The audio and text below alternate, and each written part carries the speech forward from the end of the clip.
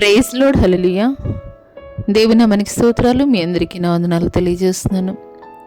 ఈ దినం కొరకు దేవుడు సిద్ధపరిచినటువంటి మాటలు. ప్రియ సహోదరి సహోదరుడా, నీ జీవితంలో నేను నిర్లక్ష్యంగా చూడబడుతున్నాను. నా సొంత కుటుంబీకులతోటి, నా బంధువులతోటి, నేను ప్రేమించినటువంటి వారే, నన్ను ప్రేమించినటువంటి వారే నన్ను నిర్లక్ష్యం చేస్తున్నారు.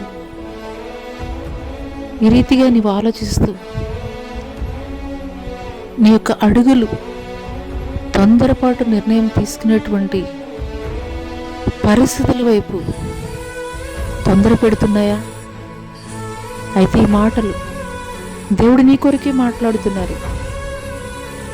ముదిమి వచ్చే వరకు నిన్ను ఎత్తుకుని వాడను నేనే, తల వెంట్రుకలు నెరయి వరకు నిన్ను ఎత్తుకుని వాడను నేనే, నేనే చేసి ఉన్నాను, చంక పెట్టుకుని వాడను నేనే, నిన్ను ఎత్తుకొనుచు రక్షించువాడను నేనే.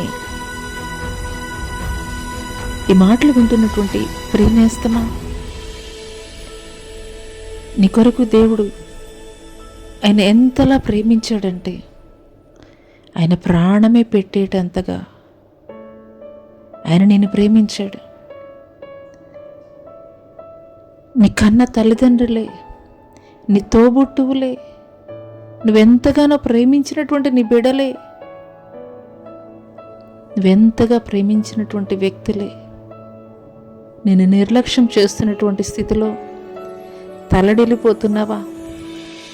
తట్టుకోలేనటువంటి పరిస్థితుల్లో తొందరపాటు నిర్ణయం తీసుకోవాలని ఆలోచన చేస్తున్నావా?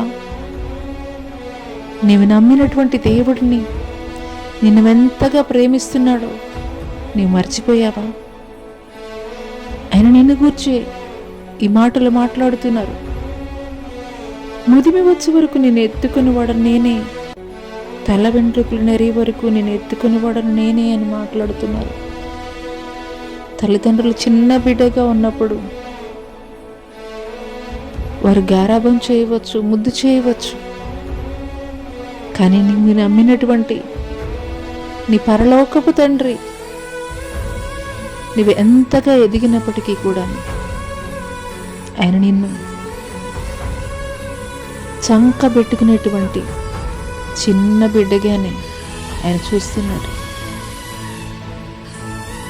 ఆయన నీ కొరకు చేసినటువంటి త్యాగము వ్యర్థము కాకూడదు అని అంటే, ఆయన నీపై చూపిస్తున్నటువంటి ఆదరణ వ్యర్థము కాకూడదనంటే నీ యొక్క ఆలోచనలు మార్చుకో. దేవుని సన్నిధిలో మోకరించి అడుగు,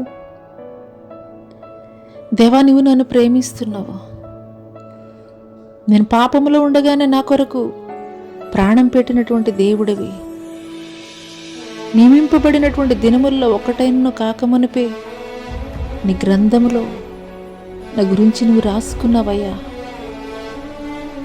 ముదిమి వచ్చే వరకు నన్ను ఎత్తుకుంటానని నువ్వు మాట్లాడుతున్నావు. నీకన్నా గొప్పగా ప్రేమించేవారు ఎవరు లేరయ్యా. ఈ రీతిగా నువ్వు దేవుని సన్నిధిలో నువ్వు ప్రార్థించగలిగినట్లయితే, దేవుని పట్ల పరిపూర్ణమైనటువంటి విశ్వాసాన్ని నీవు కలిగి ఉన్నట్లయితే, నీ యొక్క ఆలోచనలు, నీ యొక్క అడుగులని, నీ యొక్క భవిష్యత్తుని పాడు చేయాలని చూచే అపవాది యొక్క